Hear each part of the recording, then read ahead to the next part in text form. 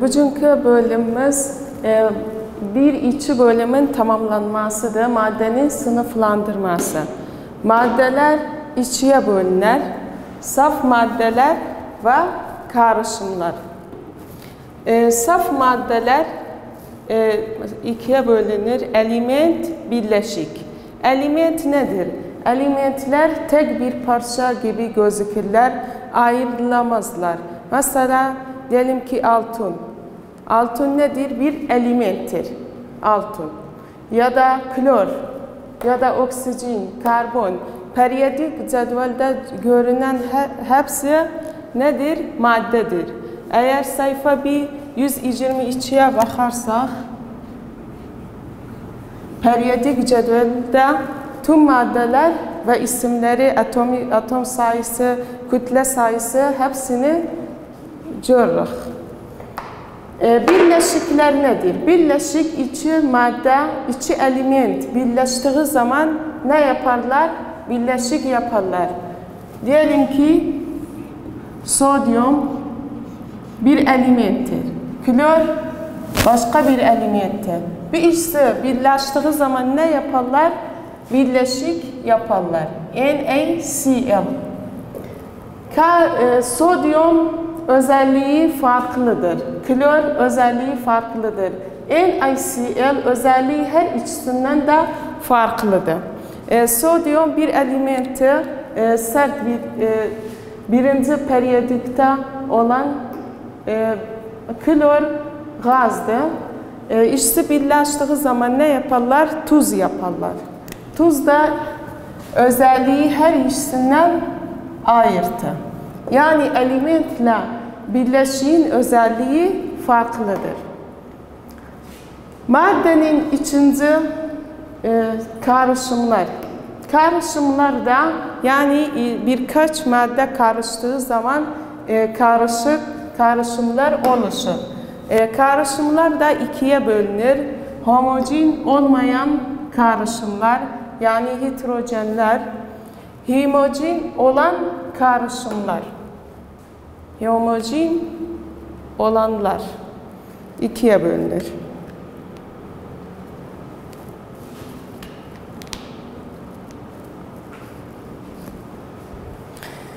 Homojen olmayan karışımlar mesela granit, odun, kan.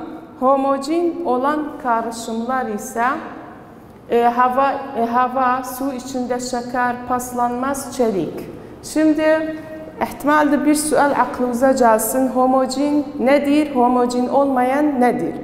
Homojen karışımlar her yerinde aynı özellik gösteren. Yani homojen karışımlar eğer bir numune alsak, o numunenin her zaman aynı özellik gösterir. Mesela tuzlu su. Eğer tuzlu suyu tadarsak, bakarız tuzdan su karışıplar, çökelti yapıplar. Çökelti şekline gösterirler. Bu tuzlu suyu her arasından alsak aynı tadı var, aynı özelliği var. Farklı docu. Ama heterojen karışımlar nedir? Her tarafından farklı özellik gösterir. Yani bu karışımlar karışıktır. Mesela ayran. Çok kere ayran ettiğimiz zaman bakarız bir fatra bıraktığımız sonra ne olur? Suvaka yukarı gider, yoğurdaka da aşağıya. Yani ne olur? Farkakanı görebiliriz. Buna heterojen yani homojen olmayan karışımlar denir. Yoksa salata. Salata içindeki maddeleri görebiliriz. Biliriz farklı maddelerdir. Yani nedir? Heterojen karışımlar. Heterojenler homojen arasındaki fark nedir? Homojen çözelti bir şekildedir. Hepsi birbirine katlanıp ama heterojen yoksa homojen olmayan karışımlar her bir parçası ayrı biçimin gösterirler. Şimdi bu karışımlar nasıl ayırabilir? Onu öğrenelim.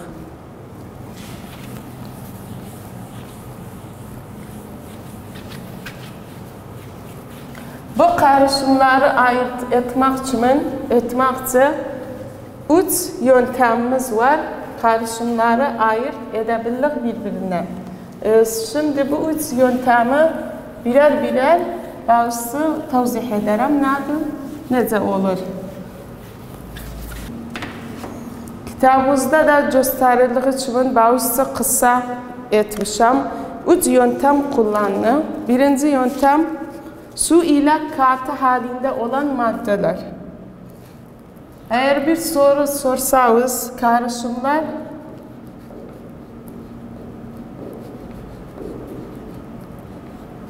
nasıl ayrılır?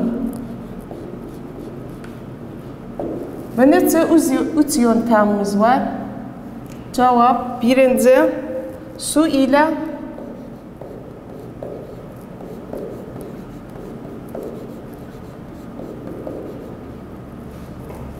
ile katı halindeki berilyum kromat süzme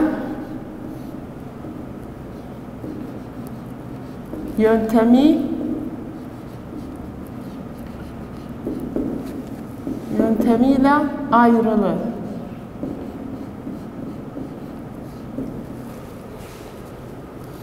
Süzme yöntemi nedir? Yani bir şeyi süzerek, süzdüğümüz zaman ne olur? Daima su olan o maddeler ki su çiminde sıvıdır aşağıya iner, kuru maddeye kadar üstünde durar.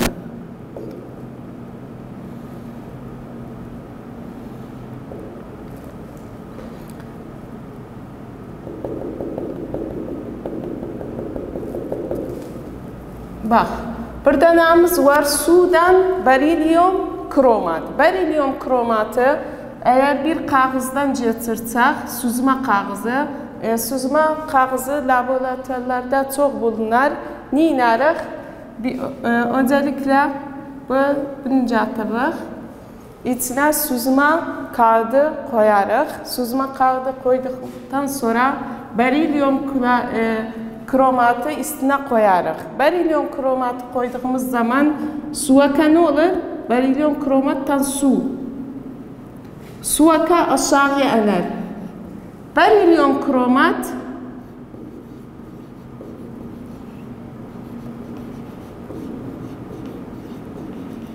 o kağıda yapışır. Onun sıvasına deyirik süzme. Aynen süzme çiminde suaka iner. Katı madde yukarıda kalır. İkinci yöntem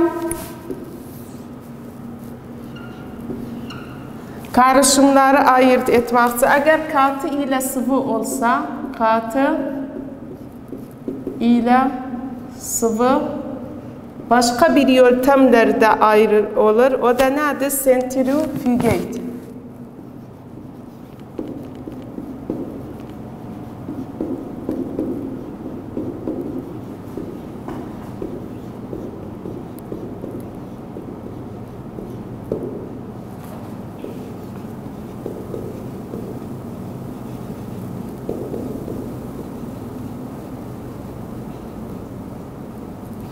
Biz çok kere laboratuvara gittiğimiz zaman bakarız biz centrifugate görsen bir kan tahlili yaptığımız zaman nineler bu tahlili centrifugate cihazı var onun içine koyar. Centrifugate böyle bir şekilde bu boşluklara ne koyarız? Bu tüyü koyarız ki o numune aldığımız numunenin inerek centrifugate cihazına koyarız. Centrifugate cihazını iner, içine koydurduğumuz zaman dolanır. Dolandığı zaman ne iner? İçi parça, içi tabaka oluşur. Bu özü koymadan evvel bir tabakaydı. Koyduktan sonra içi tabaka oluşur. Katı olan maddeler aşağıda çöker.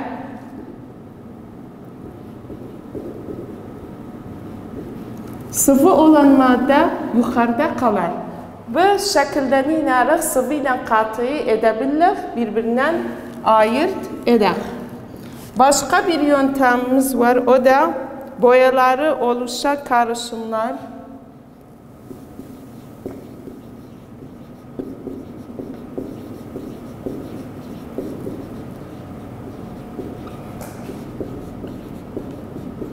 Boyalardan oluşan karışımları ayrılmak için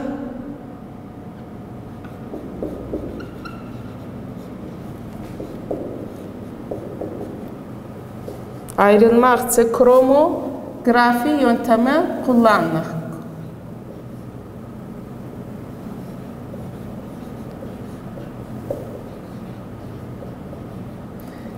Kromografi bir de nedir? Bir yöntemdir karışımları ayırt etmek için. Ama ne tür karışımlar? O karışımlar boyadan ulaşır. Şimdi mesela eğer bir edebilir bunu tecrübe eder. Eğer bir kağıt yatırdığımız zaman içinde bazı renkler var ise, mesela bir noktamız kaydırak kırmızı olsa, birisi mavi, birisi de kara. Bu nedir? Bu kromografi kağıdıdır.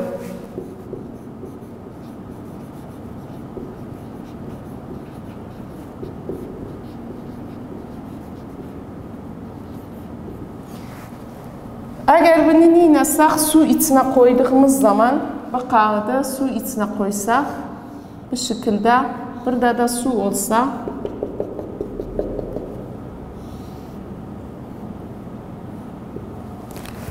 baxarıq bu renkler ne olur? Bir yukarıya çıkar. Ne için? Çünkü burada sudan karışan, sudan karıştığı zaman ne olur? Yukarıya çıkar. Ama kırmızı, mavi ve kara. Bu renklere baktığımız zaman baxarıq bazı daha çok seviyesi yüksektir, bazının seviyesi daha azdır. Bunun sebebi nedir? Bunun sebebi suda en iyi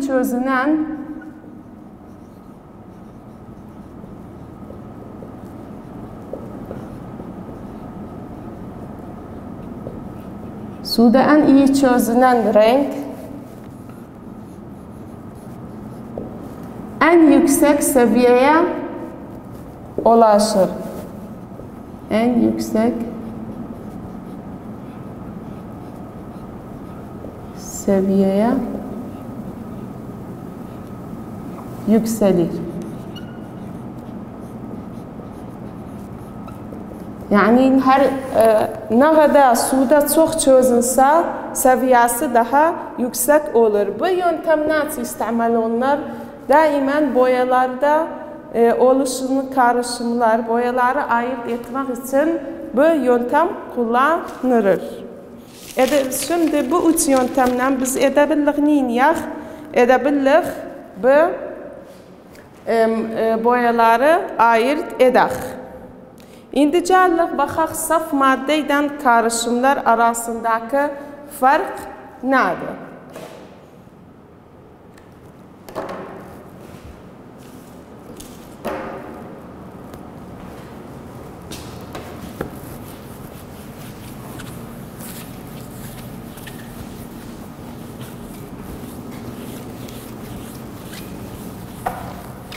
İndi bağışta dediğim kimi saf madde ile karışım birbirinden farklıdır.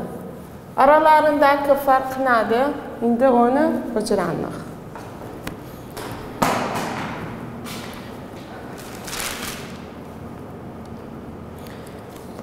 Saf maddede, diğer saf madde element olsa yoksa birleşik olsa, eğer bir saf maddeden bir numune aldığımız zaman baxarıq bu aynı özelliği var. Mesela bir elementimiz olsa, bu elementten bir numune aldığımız zaman bakarıq hamısı aynı özelliğe sahiptir. Yoksa bir birleşik.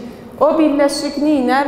İçinde bulunan maddelerin özelliğine göre bilirik bu özelliği nedir? Ama karışım belə deyəcək. İçinde bulunan maddelere göre, mesela deyək salatada salatalık var, tomata var. Bunların özelliğine göre salatakanın özelliği ortaya çıkar. Nədir? Çünki bir karışımdır. Saf maddelerin hamısının kantitatif oranı birbirinin içiminde. Kantitatif oran yani her ikisi belirli bir oranı var. Ama karışımla farklıdır. Oranları birbirinden çok fark olabilir. Bazılarının oranı çoktur, bazılarının oranı azdır. Şimdi bir su alırsak bir birleşik olarak su neden yapılır? Hidrojenle oksijen. Bu hidrojenle oksijen birleştiği zaman ne yapar? Su yapar. Suyu da edebilir elektrolik analize sayesinde birbirinden hidrojenle oksijeni birbirinden ayırt eder.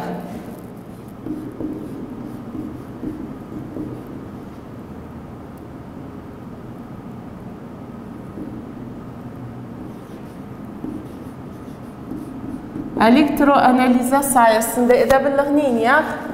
Hidrojenle oksijeni birbirinden ayırt eder. Yoksa şeker.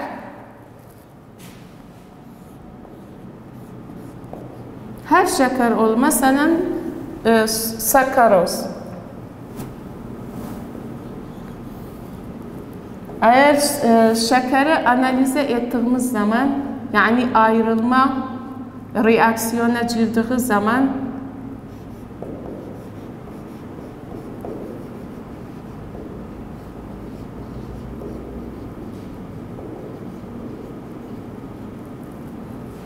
ayrılma reaksiyonu girdiğine zaman bakarıq karbon ayırdılar. Neden? Sudan ayırdılar. Bu şekilde.